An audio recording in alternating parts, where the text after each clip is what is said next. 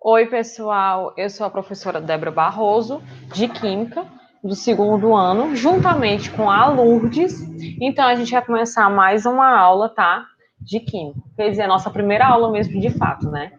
A gente pensou em começar com ligações químicas, tá? Então, preparei aqui um slide para vocês, a gente vai ver aqui um pouquinho. Hoje é mais uma introdução. E depois a gente vai se aprofundando cada vez mais. Vamos lá. Ligações químicas. Gente, para vocês entenderem ligações químicas, é importante você entender a estrutura atômica, né? O que é um elétron, o que é um núcleo, o que são cargas elétricas, o modelo de Thomson, de Dalton, próton, elétron, modelo. Por quê? Para vocês entenderem a estrutura atômica, né? Para vocês entenderem as ligações químicas, como elas interagem, né? Então, acho isso extremamente importante. Coloquei aqui para vocês colocarem no caderno o que é cada um delas. Eu vou cobrar, eu não vou cobrar. Isso daqui é a título de estudo, tá? Eu acho válido vocês colocarem isso assim na primeira parte do caderno. Estrutura atômica. O que é núcleo, o que é eletrosfera, o que é modelo de Thomson, de Dalton, cargas elétrons, próton, elétron e o modelo, tá? Vocês colocam, se vocês quiserem, eu não vou cobrar. Isso aqui é atitude de estudo. Para quem quiser mais se aprofundar e entender melhor ligação química, eu acho importante. Então, vamos lá. Em que consiste ligações entre dois átomos, né? Porque vamos se fazer essa pergunta e eu vou responder de acordo com a gente vai, né, prosseguindo aqui a aula. Por que dois átomos se ligam? Você já parou para pensar? Vamos usar a cabecinha, né? Porque o diamante é duro e o sal não, se ambos são cristais? Gente, isso tudo é respondido por ligação química. Eles possuem ligações químicas diferentes. A ligação química que há origem ao diamante é a ligação covalente, molecular ou homopolar. Já a ligação que existe no sal, como de cozinha, é a ligação iônica, eletrovalente, heteropolar. Então, eles têm ligações diferentes e têm interações diferentes, né?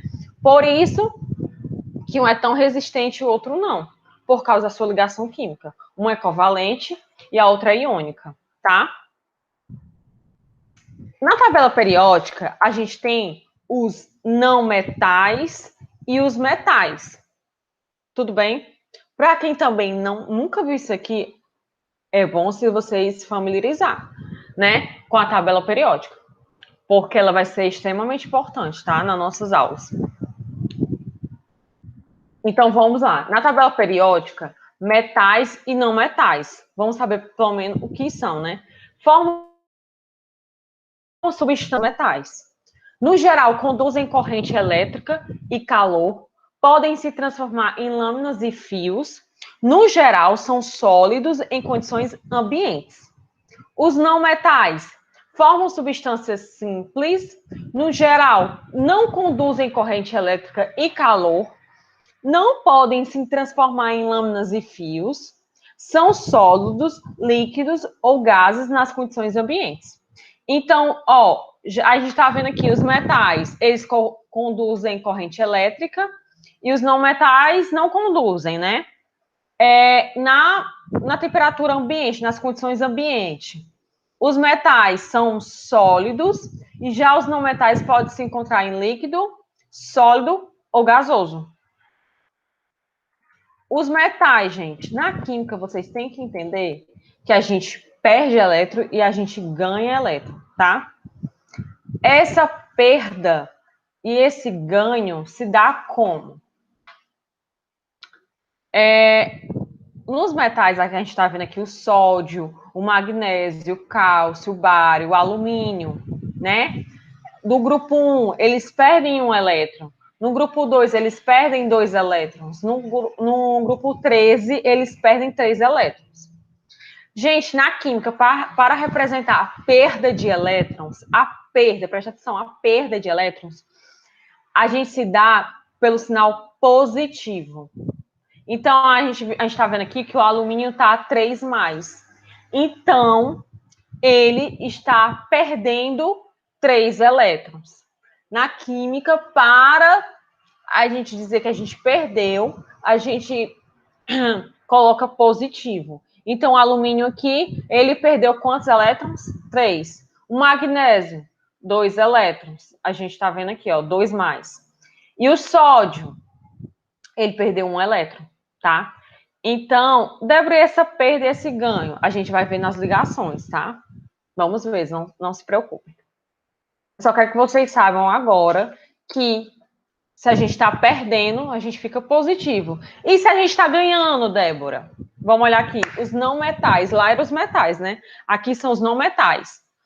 A gente tem nitrogênio, oxigênio, enxofre, flúor, cloro.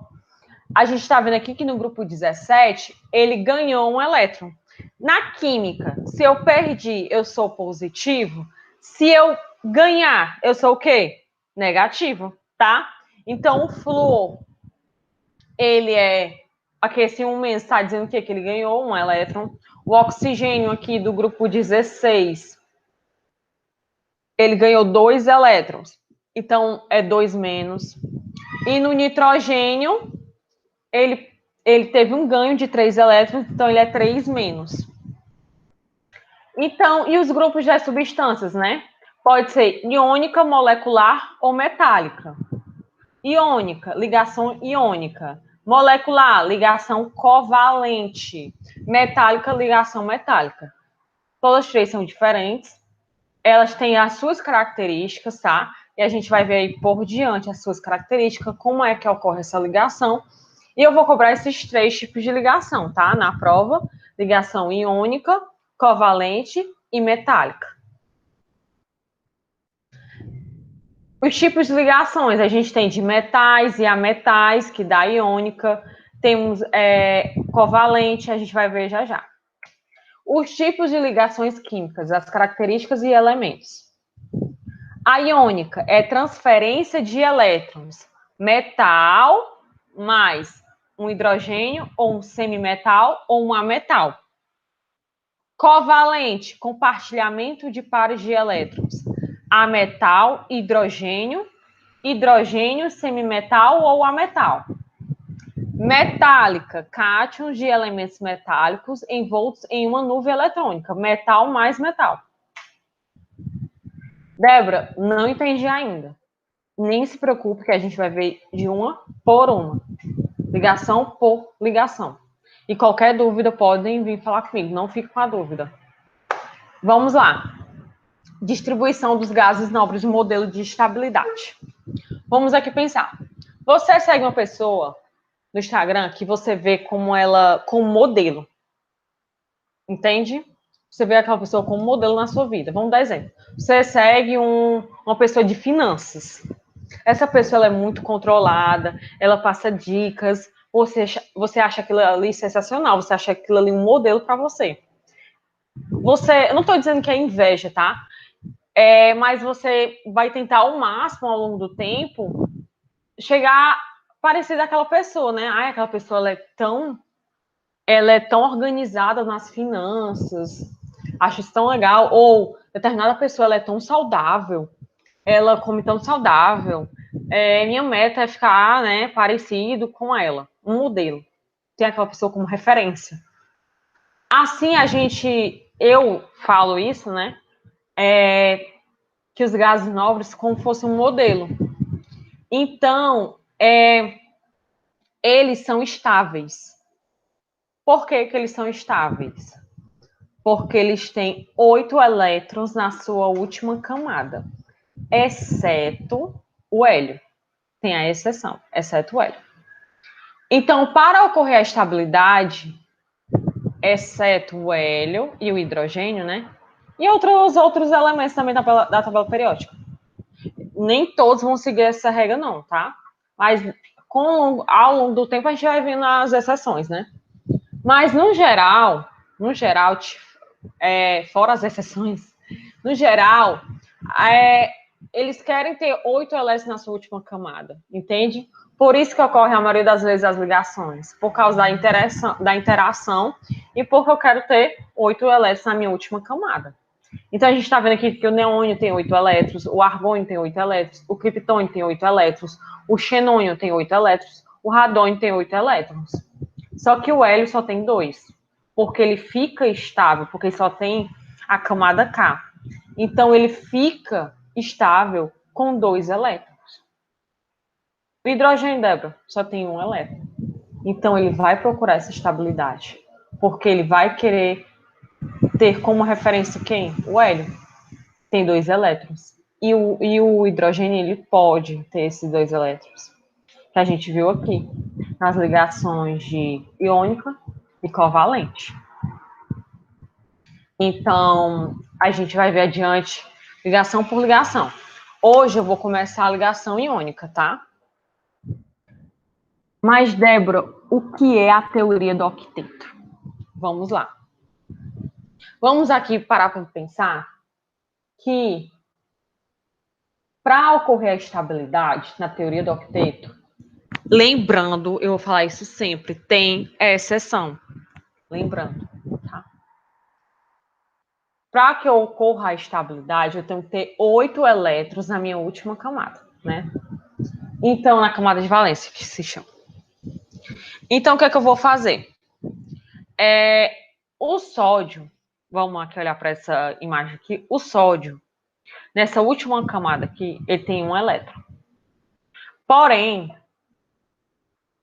na sua segunda camada aqui, né, a anterior,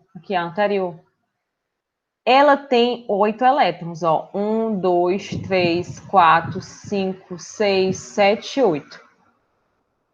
Já o cloro, ele tem na sua última camada só 7 elétrons. Lembra como é que vai ser? Se a estabilidade é 8. Vamos aqui pensar comigo. O sódio, vamos pensar que o sódio tem várias canetas. Várias canetas. Só que tem uma que não serve para ele. Ele prefere doar essa caneta, porque essas daqui, ó,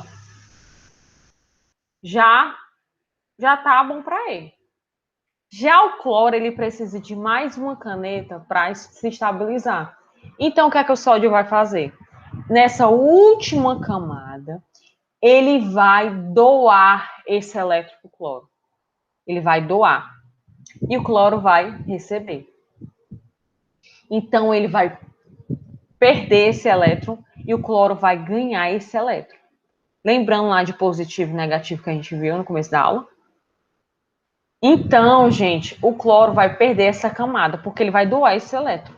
Como ele vai perder essa camada aqui, ele vai ficar com 8 elétrons. Porque ele vai ficar, a sua última camada agora vai ser essa. Então tá tudo bem para ele. E já o cloro vai receber, porque ele só tá com 7 elétrons na sua última camada. E Débora, como é que eu sei?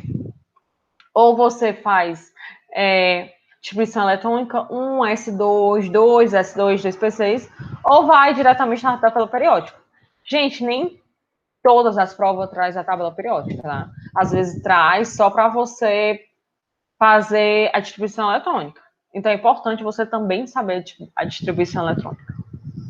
Então vamos lá olhar. Lá era o sódio está na família 1A. Se eu estou na família 1A, eu tenho um elétron na minha última camada, tá? Ele só tem um elétron. Já o cloro está na família 7A. Então, ele tem 7 elétrons na sua última camada. Ele precisa de quanto para se estabilizar? 8. Então, ele vai receber. Então, com isso, a gente vai entrar na ligação iônica. Eu acabei de explicar a ligação iônica.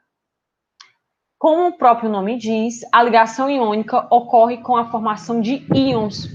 Eu não disse para vocês, lá no começo da aula, quando eu estou perdendo um elétron, eu sou positivo, e quando eu estou ganhando, eu não sou negativo? Então, isso aqui é o exemplo do sódio e do cloro. A atração entre os átomos que formam o composto é de origem eletrostática. Sempre um dos átomos perde elétrons, enquanto o outro recebe. O átomo mais eletronegativo arranca o elétron do átomo menos eletronegativo, tá? O cloro, ele é mais eletronegativo que o sódio, tá? Porque a eletronegatividade, ela cresce para cá. Então, é o FON, o mais eletronegativo, que é o flúor, o oxigênio e o nitrogênio. E o cloro está aqui perto do flúor. Então, vamos lá. Ele vai arrancar esse elétron, né? Só que vamos aqui olhar mais uma vez, explicar mais uma vez ligação iônica. O sódio, ele está na família 1A. Então, ele tem quantos elétrons na sua última camada? 1. O cloro está na família 7A. Então, ele tem quantos elétrons na sua última camada? 7. O sódio, ele só tem um elétron na última camada. Então, é mais fácil para o sódio, né, liberar esse elétron e ficar com 8 elétrons. Por quê? Porque a camada anterior tem 8 elétrons. Já o cloro, ele na sua última camada tem 7. Então, é mais fácil ele receber só um elétron.